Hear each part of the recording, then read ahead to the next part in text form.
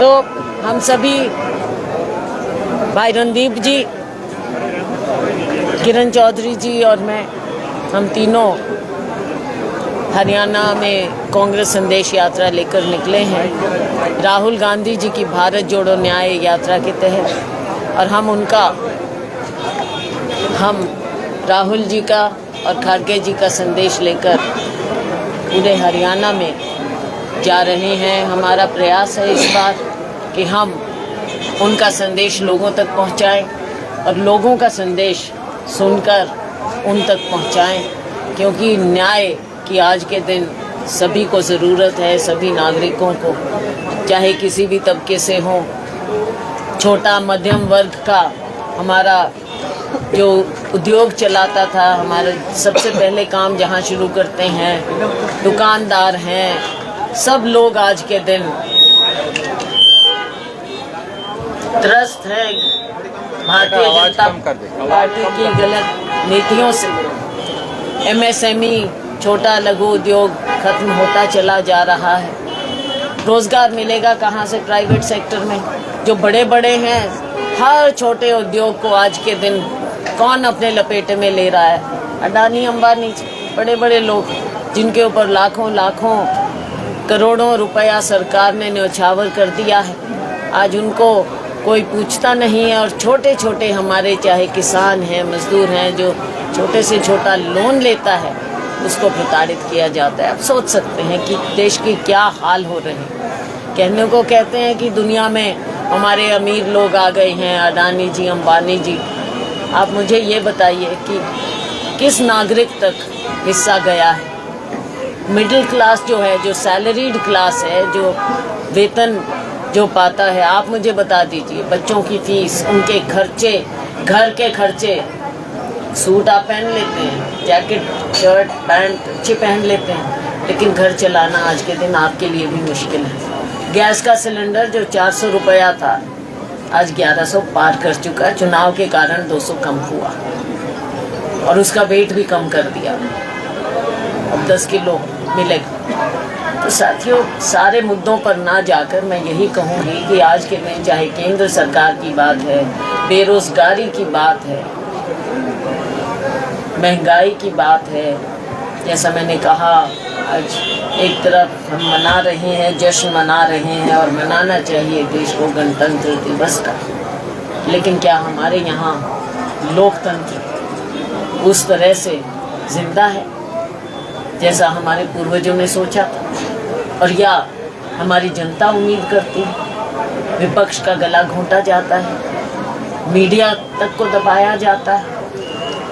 छोटे छोटे उद्योगपति हैं या जो भी, अगर कोई आज़ाद अपने विचार रखे तो उसको ईडी के नोटिस, दूसरे टैक्स के नोटिस, उनको अलग ढंग से प्रताड़ित किया जाता है। नौजवान की पूछ नहीं है। जैसे मैंने कहा, हमारा ये क्षेत्र ऐसा है जहाँ पर नशा इतना ज़्यादा हावी हो चुका है। तो क्या सरकार को मालूम नहीं है या फिर ये कुछ करना नहीं चाहते? दोनों में से एक ही बात होगी। क्यों हमारे नौजवान इसकी लपेट में आकर उनकी जान चली जाती है? परिवारों से पूछो जो रह जाते हैं कि क्या हाल है। यहाँ के कुछ मुद्दे मैंने उठाए, आपके सामने रखे। सिरसा के लोग बहुत बहादुर लोग हैं, सन बदलने की भी लोग त्रस्त हैं। किसान, मजदूर, हमारा दलित, पिछड़ा वर्ग, सभी लोग आज इनसे त्रस्त हैं। शहरी है, ग्रामीण है, कहीं विकास दिख नहीं रहा, ना ग्रामीण क्षेत्र में ना शहर में, बदहाली हो रही है। तो ये सब मुद्दे लेकर हम लोगों के बीच में आए हैं। मोटा मोटी यही बात है। मैं आग्रह करूंगी रणदीप जी से कि ये और विस्तार में आपको इन बातों के बारे में आपको बताएं। शुक्रिया शैलजा जी। जैसा कुमारी शैलजा जी ने आपको कहा, कांग्रेस संदेश यात्रा केवल सत्ता परिवर्तन की जंग नहीं, ये व्यवस्था परिवर्तन की हुंकार है।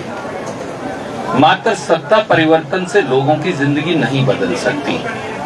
जब तक सरकारों का तौर तरीका, सरकारों का आचरण और सरकारों का लोगों का दर्द और पीड़ा समझने की क्षमता, वो सत्तासीन लोगों को आत्मसात करने की इच्छा और क्षमता दोनों ना हो, जब तक सरकारें पंक्ति में खड़े आखिरी गरीब की पीड़ा को नहीं समझ पाएंगी, सरकार बदलना अकेला काफी नहीं।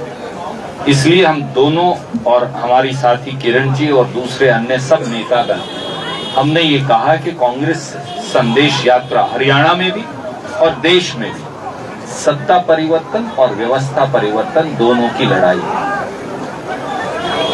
सरसा की ऐतिहासिक धरती, जैसा शैलजा जी ने कहा, आज 3 जिले ऐसे हैं जो सबसे ज्यादा ड्रग माफिया के कोप के शिकार हैं। एक सिरसा नंबर 1, नंबर 2 गुड़गांव और नंबर 3 फरीदाबाद। आप सही कह रही थी कि ये हो सकता है कि फरीदाबाद गुड़गांव क्योंकि राष्ट्रीय राजधानी क्षेत्र का हिस्सा है, वहां ड्रग्स वहां से आते थे। सिरसा जिले के नौजवान, युवक और युवतियां दोनों आज ड्रग्स की मार के और ड्रग माफिया के शिकार क्यों? बहन जी की बात को आगे बढ़ाते हुए मैं ये कहूंगा, भाजपा जजपा सरकार प्रत्यक्ष या परोक्ष रूप से हरियाणा के ड्रग माफिया को संरक्षण दे रही है। कारण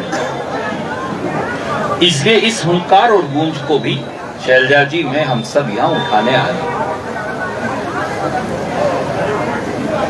हरियाणा का किसान, हरियाणा का दलित, हरियाणा का पिछड़ा वर्ग, हरियाणा की महिलाएं, हरियाणा का युवा जिस उत्पीड़न का शिकार है, उसके खिलाफ एक न्याय की हुंकार है कांग्रेस संदेश यात्रा। और इस लड़ाई को, इस जंग को हम प्रदेश के एक एक कोने में लेकर जा रहे हैं। हजारों हमारे सारे साथी, विधायक साथी, पूर्व विधायक साथी, पूर्व मंत्री साथी, कांग्रेस के प्रबुद्ध कार्यकर्ता, वो इस जंग में कांग्रेस का तिरंगा उठाए राहुल जी और खड़गे जी का संदेश लेकर चल रहे हैं। कई साथी बोल देते हैं कि क्या शैलजा जी या रणदीप किसी सत्ता की चाहत में ये लड़ाई लड़ रहे हैं, तो मैं आज ये कहूंगा, हमारी लड़ाई पद के लिए नहीं, केवल सत्ता बदलने के लिए भी नहीं। भाजपा जजपा की सत्ता तो बदलें, देश में मोदी की सरकार को बदलने का समय आ गया है। हम एक ऐसी कांग्रेस की सरकार का गठन करने का स्वप्न देखते हैं, देश में राहुल जी के नेतृत्व में और प्रदेश में कांग्रेस पार्टी के नेतृत्व में, जो आपकी सरकार होगी 2.5 करोड़ हरियाणवियों की बात सुन पाए। इन्हीं शब्दों के साथ मैं संक्षिप्त में अपनी बात को विराम दूंगा। कोई भी सवाल आप पूछना चाहें शैलजा जी से, मुझसे या किसी और विधायक साथी से, स्वागत है। जनसंदेश यात्रा है आपकी, हरियाणा में कितने जिलों में जा चुकी है और फ्यूचर प्लान क्या है? ये सारे जिलों में जाएगी, 1 by 1 कितने जिले कवर कर दिए? मेरे ख्याल से आधा हरियाणा तो हम कवर कर चुके हैं, आधे से ज्यादा, जैसा चौथी रामकिशन जी बता रहे हैं। चौथी पार्लियामेंट है। हाँ, तो इसलिए हमारा लक्ष्य अलग जगाना है, हमारा काम अलग जगाना है। जैसे सुबह उठकर गांव में, शहर में कोई ना कोई परिवार का एक सदस्य अलग जगाता है, तो हम परिवार के वो सदस्य हैं जिनका काम है अलग जगाना। राहुल जी पे हमला, विपक्ष जो है एक होना चाहता है, सशक्त होना चाहता है, होना भी चाहिए। लेकिन जिस तरह से इन दिनों में जो चल रहा है, पश्चिम बंगाल की जो मुख्यमंत्री है ममता बनर्जी, वो अब कह रही है कि अपने दमखम पे चुनाव लड़ेंगे। वहीं पंजाब के भगवंत मान कहते हैं कि वो अपने सारे प्रत्याशियों को खड़े करेंगे। तो ऐसे में अब बिहार में जो खेला होने वाला है, उन सबको देखते हुए क्या लगता है कि आपको इंडिया गठबंधन? आदरणीय साथी, राजनीति संभावनाओं का खेल नहीं कहूंगा, संभावनाओं का रास्ता है। पंजाब में उदाहरण के तौर पर, और अपना तो अपन तो बिल्कुल पंजाब के पड़ोस में लगा, कांग्रेस का यूनिट ये चाहता है कि उन्हें सब सीटों पर चुनाव लड़ने की इजाजत दी जाए। शायद आम आदमी पार्टी का यूनिट भी ये चाहता।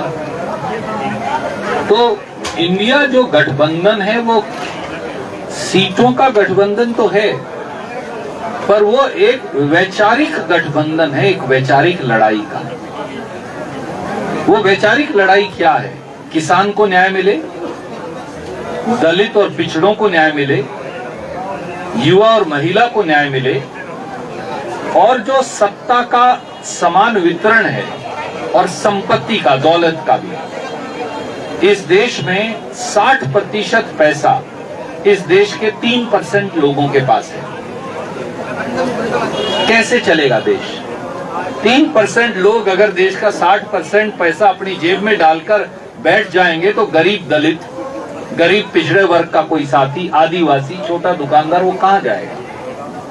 इसलिए ये लड़ाई इस बेमेल जो दौलत का वितरण हो गया है, जहां कुछ लोगों ने पूरे देश की सत्ता और पैसा हथिया लिया है और लोग जो हैं वो त्राहिमाम हैं, ये उनके खिलाफ भी है।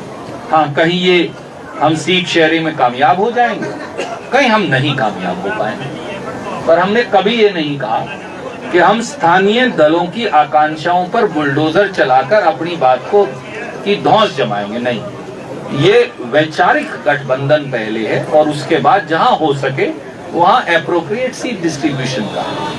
अयोध्या में राम का आगमन की बात भाजपा कह रही है, बहुत लार्ज स्केल के ऊपर उसको प्रसारित और प्रचारित किया गया। लोग ये भी कह रहे हैं कि इसको 2024 के इलेक्शन के तौर पे मोदी प्रोजेक्ट कर रहा है, तो वहाँ लगता है कि इसके स्थापना जो राम राज हिंदुस्तान में स्थापित हो पाएगा। कुमारी शैलजा जी ने बोलते हुए मुझे लगता है बड़े खूबसूरत और सधे हुए शब्दों में इसका जवाब दिया। मैं आपसे पूछता हूँ, राम तो त्याग है, राम तो मर्यादा की अनुपालना में 14 साल वनवास चले जाना है, राम तो गरीब शबरी के झूठे बेर खाना है, राम तो गरीब की झोपड़ी में टिमटिमाता दिया है जिसका तेल खत्म होने वाला है, राम तो आस्था है। राम कांग्रेस या भाजपा के कैसे हो सकते हैं? राम तब भी थे जब इस देश का मौजूदा स्वरूप नहीं था, और राम युग युगांतर के बाद भी होंगे। राम ना शैलजा जी के हैं, ना राहुल जी के हैं सिर्फ, ना मोदी जी के हैं, ना रणदीप के हैं, ना आपके हैं। राम तो सबके हैं, इसीलिए तो वो राम है।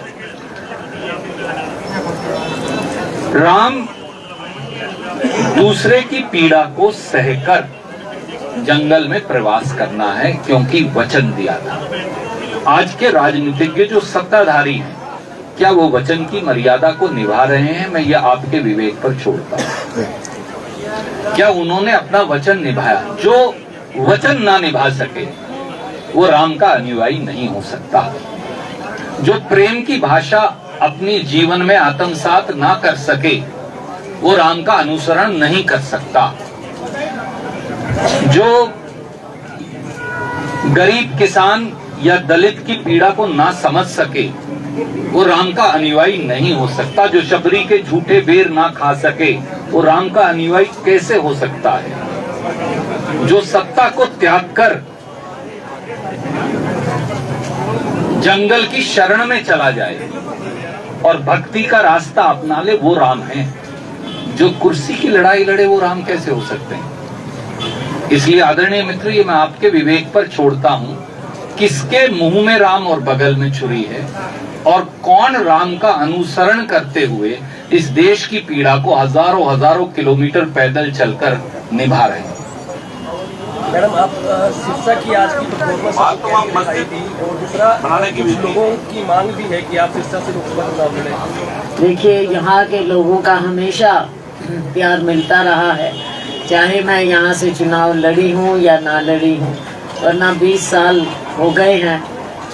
कितना हो गया? 20 साल हो गए। उसके बावजूद आप देखते हैं कि कितने लोग हमारे जो पार्टी के, और यहाँ हमेशा पार्टी मजबूत रही थी, कांग्रेस मजबूत रही थी।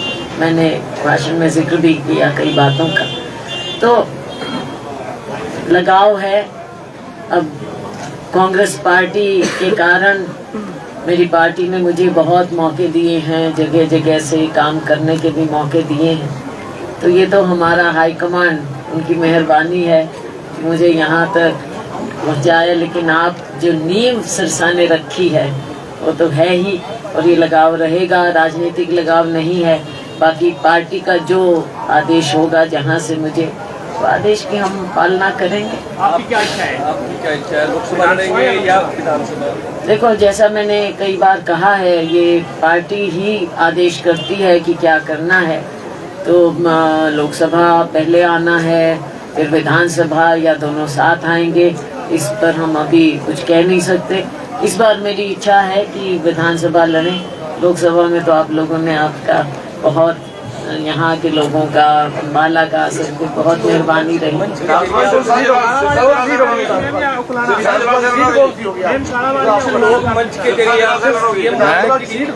जो पार्टी निर्णय करेगी, मैं और शैलजा जी कैसे निर्णय करेंगे कि हम किस सीट से लड़ेंगे? मैंने केवल ये अपनी इच्छा जताई है कि मैं इस बार विधानसभा चुनाव लड़ना चाहती हूँ। आगे पार्टी का आदेश सरमाथे, हमारी हाईकमांड जो कहती है वो हमने हमेशा माना है।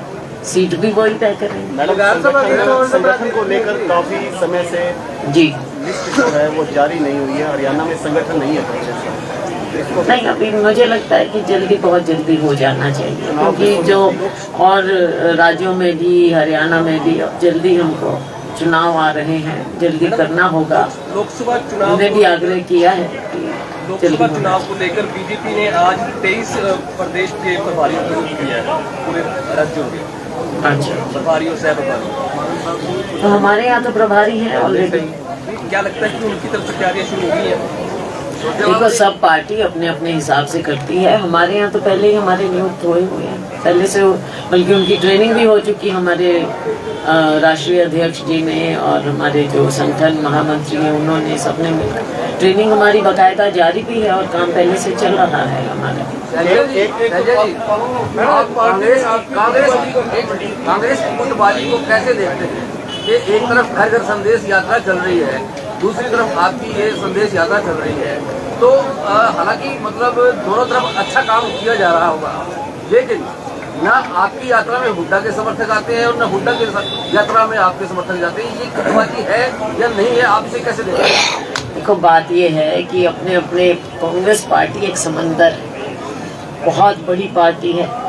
कांग्रेस पार्टी तो एक आंदोलन, हमारी कोई काडर बेस नहीं है, एक आंदोलन है जिसमें लोग जुड़ते जाते हैं।